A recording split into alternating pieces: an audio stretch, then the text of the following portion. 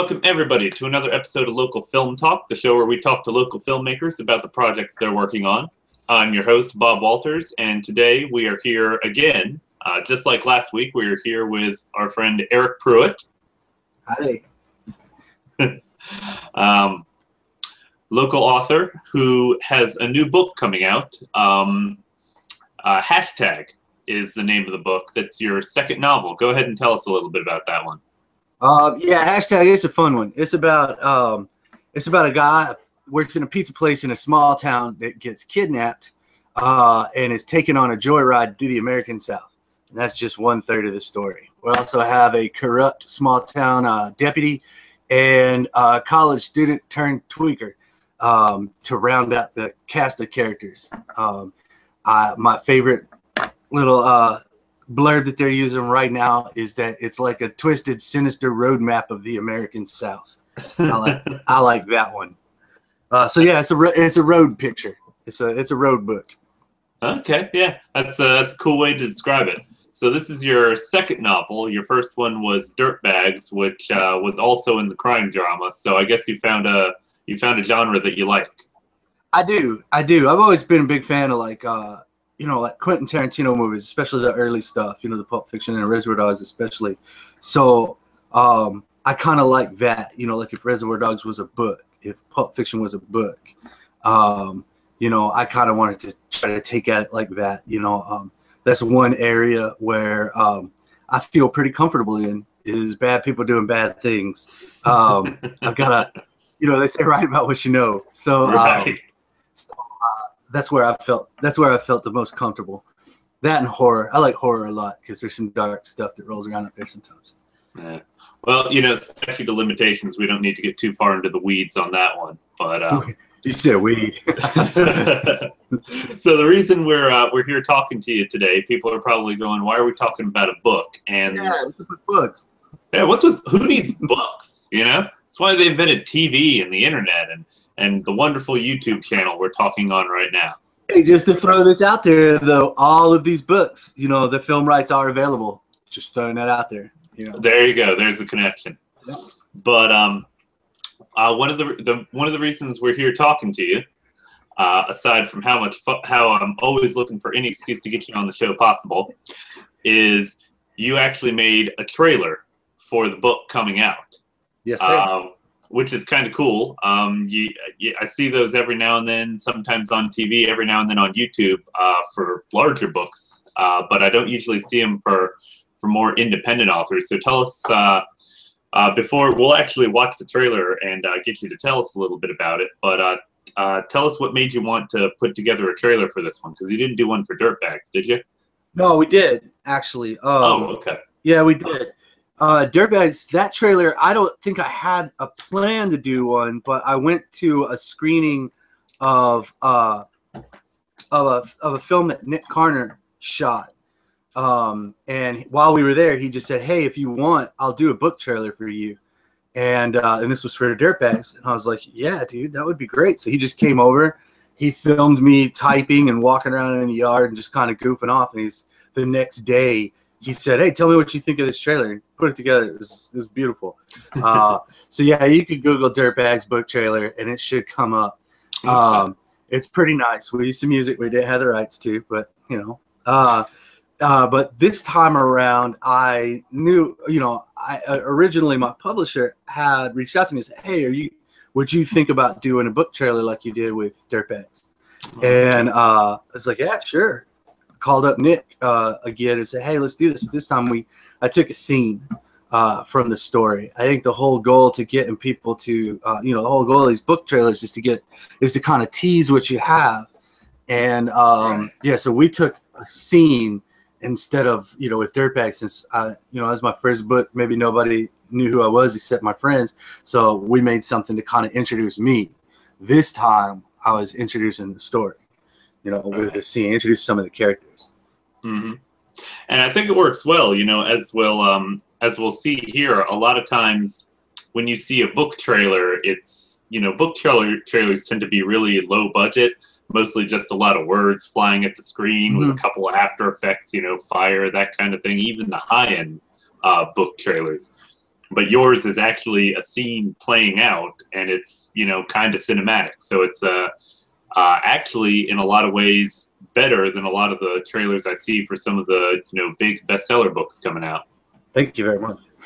Thank you. So let's go ahead and watch this thing. And if you don't mind, just telling us, you know, maybe like a live commentary, just kind of walking us through it while we watch it. Yeah, this music is from he's a blues singer out here in Durham. It's got a great swampy feel. This is actually a little seedy motel up Highway 70 that we found, and I drove past it and knew it was going to be perfect. Oh man, if this ain't a bad idea. One thing we were going for here, and I said it before we ever even sat down and started talking about it, is I wanted it in 2 long takes, 2 shots, like an old tracking shot. Right. And these 2 here, you may recognize Hannah Brown and Michael Howard. Michael Howard, he's going to be on an upcoming episode of yours. But Hannah, she's a great actress out here. She was in a big budget horror movie called Honeymoon. You can see that stars Ygritte from Game of Thrones. A little creepy movie. Yeah, Hannah's great. And Michael. Okay, so this is a room you just rented for the afternoon? Yeah. Okay. And so you had the concept for just doing 2 shots the whole time. How many takes did you have to do? Oh, we did several. I kept telling Nick too. I was like, you know, hey, if it doesn't look like the 2 shots are gonna work, we can get some inserts to the actors. And after he did like 3 or 4 takes, he's like, no, you're not gonna have to do that. He said this is gonna work. So yeah, we had to do quite a few. I mean, I think we're probably looking at like 15 a piece, maybe. Most of the problems, of course, is going to be like noises that we got. You said this is right off the highway, right? It's back off the highway, so we didn't really have to do those kind of noises. But of course, you know, this is a motel where people wanted to know why all these lights were shining into the room. And was this the middle of the day or at night? Just take it. I think we got there at 6 p.m. and finished up around 8:39. Okay. So this was not done in the middle of the afternoon. Okay, I always thought this was shot during the day. You guys did a great job of making it look that way. Oh no, this is absolutely at night, dark. Those are Nick's. That's Nick's lighting. He lit it. We actually had a hazer on the floor. It was pumping in like a haze, so that way, as you're coming away from the window, you'll kind of see that Coen Brothers effect, you know, of the light particles. That's actually, we had a hazer in there and the light shining in through the blinds. Cool.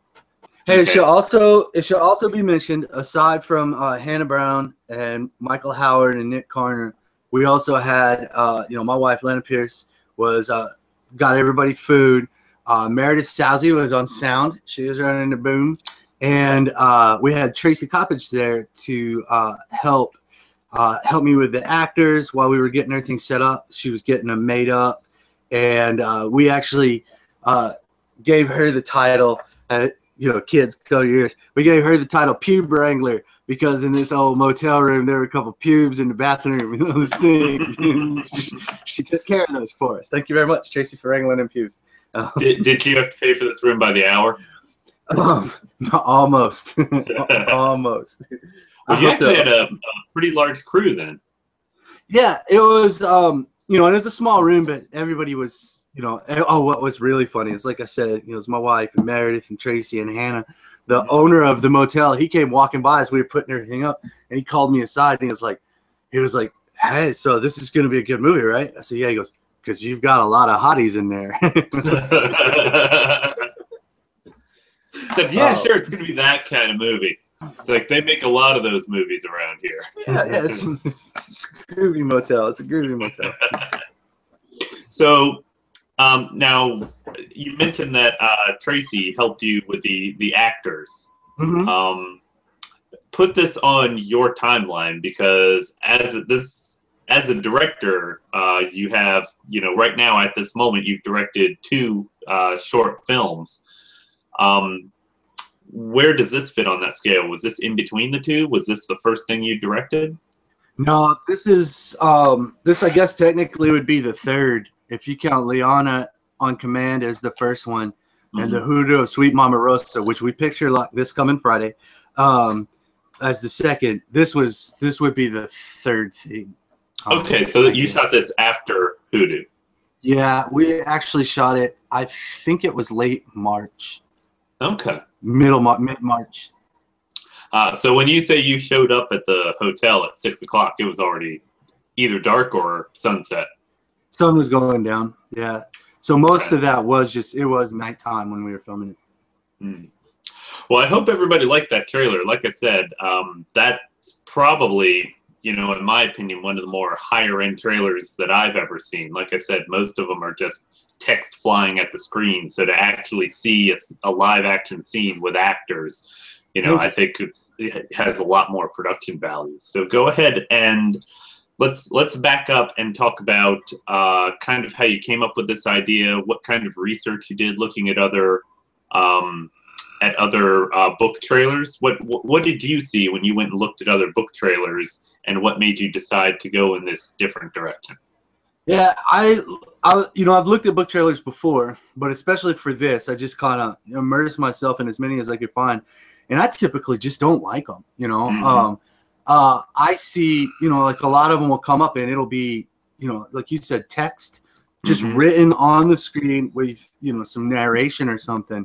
And that's even the big ones, like the new Dan Brown book, or like one of the later Harry Potter books, or Hunger Games books or something. It's just text flying at the screen. I'm like, you guys made hundreds of millions of dollars, Exactly. Film a scene. you could film it, it doesn't have to be really expensive. I decided early on that the character that Hannah is playing, her name is Sweet Melinda, and she's actually a character that I've written in short stories, several short stories that have been published, and I get a very positive reaction. Like, people will actually write me, strangers will write me and be like, hey, I really like this character. So it's a character that's already kind of, struck a chord with a couple people. So I was like, well, that's an obvious one. Let's get, that character.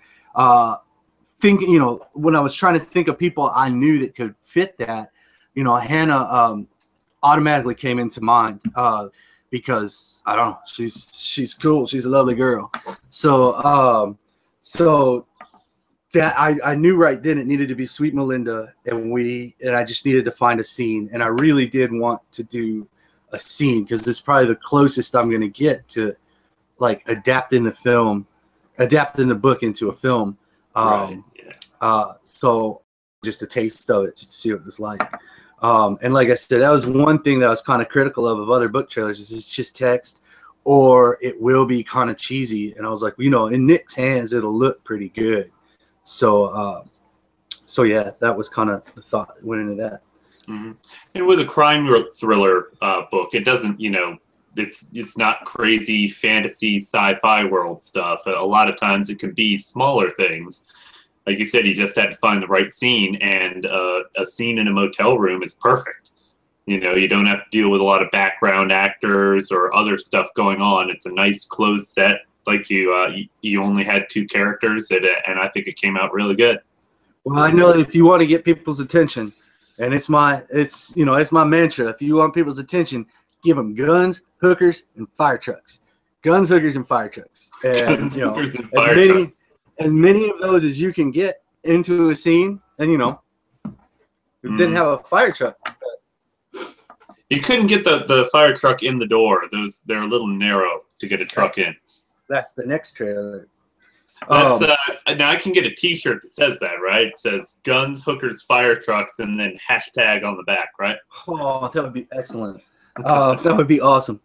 Yeah. Hey, speaking of, I was just kidding when I said the next trailer, but that's something that I would really like to do. Is the book hashtag. Look, jumping the gun. The book hashtag has 3 central characters, and one of them is Sweet Melinda, but there's 2 others. And man, I would love to just give a little book trailer. I've got it mapped out how it would look, but I would love to do a book trailer for each of the other 2. Oh, that'd be cool. Like a little ways down the road, just to give it a little bump. Yeah. That'd be cool. I would love to. Well, I would look forward to that. That'd be a lot of fun. So tell us a little more about, so the concept for the scene, obviously you just took a scene from the book. Again, you went back to Nick Carter, who did your Dirtbags novel, and you told us how you cast Melinda. How'd you get Michael Howard? How'd he come into the mix? Michael is great because I know we had met. We'd worked on a couple of things here and there. Like I was in a 48-hour film festival with him. I think that's where I met him. And then we just see Delilah. I wrote this film called Delilah for the 48-hour film festival for Chris Medico's crew, and Michael Howard was one of the actors in it. So that's where we met.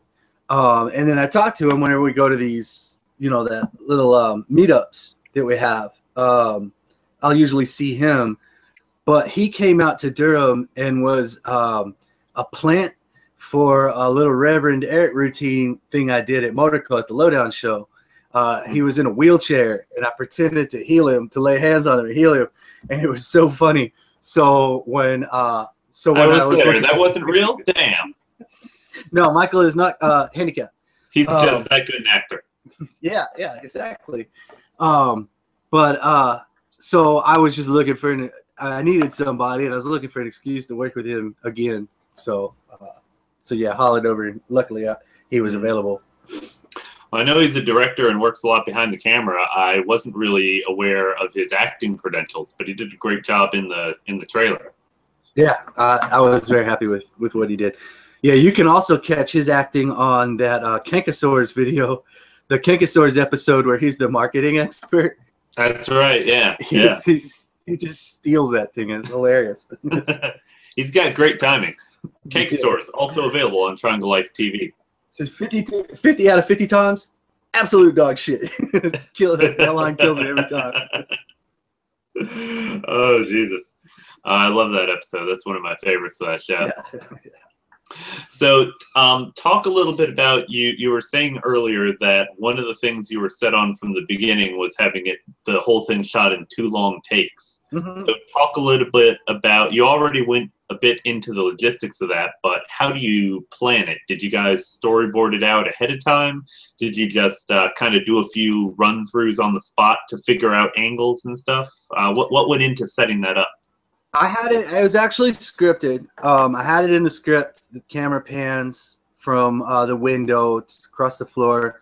We seated detritus. That's actually, when you read that actual scene in the book, a lot of that's already in the book too.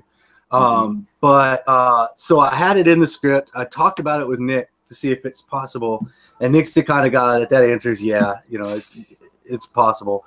So. And then we went to the motel. We went to the motel and asked if we could scout the room, and the guy let us in the room, and we just kind of did the whole thing around the room, and then hit it. And he said, "So which one of you guys is going to play the pizza delivery boy?" Wow. So there was I also lied getting the room because I didn't want the dude to think we were shooting porn. So I did lie. So yeah, it's for a local film. And he was like, "What kind of film?" And I was like, "This is a relationship story where this woman is in a motel because her husband is abusing her, and she's staying there for a while because beating your wife is bad." He's like, "Oh, okay. Well, come on in. I'll show you the room." I was like, whew. I didn't want to have to explain. It was going to be a makeout scene. So I made up some bullshit. And it worked. Remember, kids? Oh, bullshit. 100% pure bullshit. 9 times out of 10, bullshit will cover it. So how long did it take you to finish? You said you got there around 6 o'clock. About what time did you wrap up and leave? 8:30 or 9. We sat around and ate our sandwiches after we were done for a little bit, but then about 8:30 or 9, we were closing up and leaving. Really? So it only took you about 2.5, 3 hours to film the whole scene? Yeah. Oh, great. That's what happens when you work with pro actors, pro filmmakers. And then Nick edited, I assume. Absolutely. And, absolutely. Oh, sorry. Go ahead. I think he did it in his sleep. He's so good at it. So. Well, I hope so. There's only 2 shots. Yeah. Well, you had to go through them and figure out which ones are good. Yeah, we had to do a little tweaking to get that clock right because we wanted to. And then originally the first cut was 3 minutes and 1 second. It's 3:01. And because the tracking shot holds on the two of them for a while and then goes back to the window. But we decided to go with something that was, we were like, what can we do to just still trim a little more? So we got down to 239 with, and then just added the narration over the credits at the end. Now, speaking of the narration, obviously with a scene like that, the characters are speaking their dialogue, but you also threw in the narration of the scene in a voiceover, which anybody listening should be able to tell was done by you. Talk about the choice of leaving in the narration rather than just letting the scene play out on its own. Did you cut any narration out of it? And just, what was your thought for doing it that way? Well, because, I could have gone with just the scene. And of course, if we were doing a film adaptation, that's what we'd get, was the scene. But, remembering that it is a book and there's going to be exposition. And I think it just gave me, it was a perfect opportunity for me to show off the exposition part. I did want everybody to feel like what they were watching was a book. So to put that in there. To give them a flavor for the writing style. Yeah, so that way they just weren't suckered in like, hey, I'm going to buy this book because you get a good-looking girl like Hannah in there, and you start looking. But no, you actually have to do some reading. There's actually going to be some story going on. And I'd be remiss if I didn't go back and correct this. I don't know if it actually did cut out or if just something happened on my end. But when we started watching the trailer, you were talking about the music, and I didn't hear the name of the artist. So could you go over the music for the video again? Oh, I would love to. That song is called Wicked. It's the opening song on Mel Melton's, is a local guy named Mel Melton, also known as Papa Mojo. Mel Melton and the Wicked Mojos is the band. He's a local fella out here in Durham who's been everywhere. I mean, this guy's toured with B.B. King. He tells me stories about hanging out with Lightning Hopkins and Muddy Waters, and wow. You can hang out and just listen to this dude tell stories for a while. But he did. We worked with him on the Lowdown show, and asked him, and he was, he's a performing guy. So I was looking for a piece that I wanted something that said Southern. I wanted something that said, "Hey man, it's hot outside." I wanted something that just really, really kind of captures this seedy, this like seedy, neglected, threadbare feeling of this motel room, and that swampy sound on Wicked was just perfect. And he even put that at the beginning of the album so that it kind of sets the ambiance for the entire album, does so very well. Okay. And so I thought it would be perfect to borrow it for the.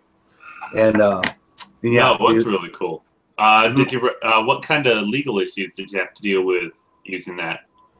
None. We hollered at each other. I think I either asked him in a text or email, and he wrote me back and said, "Yeah, go ahead and use it." I got him a bottle of $100 whiskey in exchange. So. Oh, nice. So he owns the rights to his stuff flat out. You didn't have to go through a label.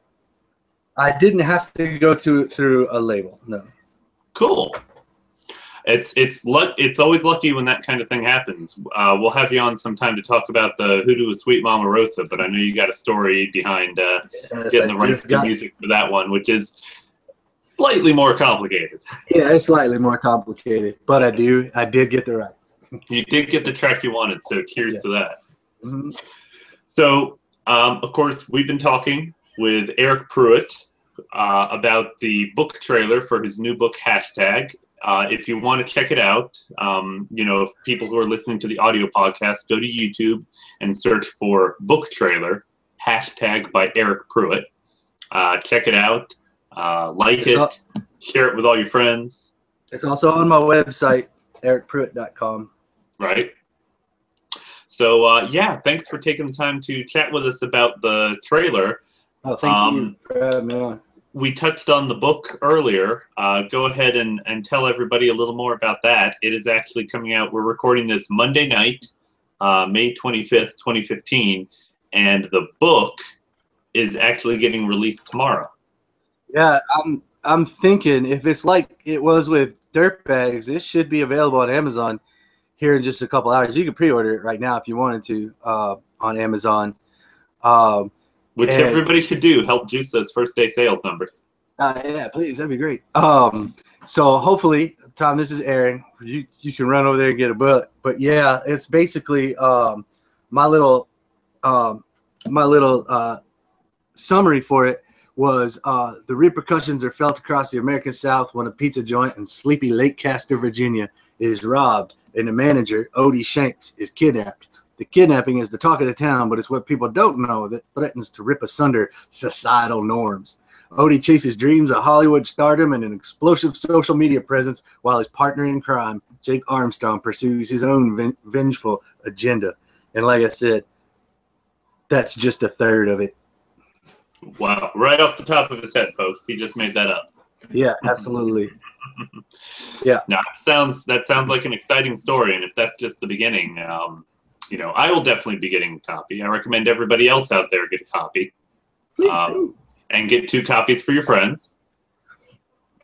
Because I can't think of any reason why not to. And give one to your mother. So yeah, tell us what else you're up to. Obviously a book coming out tomorrow is a pretty big deal. Congratulations on that second novel. Thank you. Very cool. I know you're going to a screening of Leanna on Command tomorrow evening, if you want to tell people about that. It's actually Disengaged. Disengaged, I'm sorry. Yeah. The 2 shorts and a feature series that they do around Durham the Triangle. They're doing Disengaged, screening it with a Q&A. What's the other? Oh, the other one's Harbinger, right? Yeah. Right. Disengaged, Harbinger, and then the feature. Yes. So yeah, we're doing that. That screening, Q&A, and then as soon as that's over, I'm coming to do a Geeky Writers webcast, and those are always a lot of fun. It's me and 3 other dark fiction writers, Mercedes Yardley, Todd Kiesling, and Anthony Rapino. And we get on the internet, talk for about 2 hours. You can write in questions and ask us questions, and we, drink. So it gets body. It gets body, especially Rapino. But so yeah, if you're man, Anthony, that guy is he's a hoot, isn't he? Yeah, we got to give him a hard time. He's a hoot. Yeah, those are always fun. I like doing those, and I like the interaction we get with people. And then the next morning, it's always fun to turn it on and see what the hell it was I said while I was drinking. So yeah, next morning says, "Oh crap, did I really say that?" Yeah, it's like that. Well, actually, I do enjoy those things. I'll definitely be watching tomorrow. Those Geeky Writer Hangouts were actually one of the things that kind of gave me the idea for the new direction of this show. I'm hoping to start doing these things more live and getting more feedback and answering tweets and stuff during the show, like you guys do. So, for anybody who's listening to this and considering watching, don't forget you can ask them questions and they will answer them live with hilarious results. Sometimes they're just sad. Yeah, we're doing giveaways tomorrow too. Publisher said he's giving away copies of hashtag tomorrow, and usually the other guys they'll throw in some stuff as well. So nice. I'm not sure what all is being given away, but I know a couple copies of hashtag. Cleaning out the closet. Get rid of all those extra copies. Yeah. Well, cool. It's been awesome talking to you again. Oh yeah, thank you very much. And it's been really cool talking about the book trailer. I think this is probably the longest anybody's ever conversed about a book trailer, but that just means we're pioneers. I could talk about it long. We're trendsetters. Damn straight. Well, you have a good evening. You got a big day tomorrow. You got 3 big events coming up, so I won't tie you up any longer, but thank you for taking the time to chat to me. Thank you very much, man. Thank you. All right, you have a good one. You too.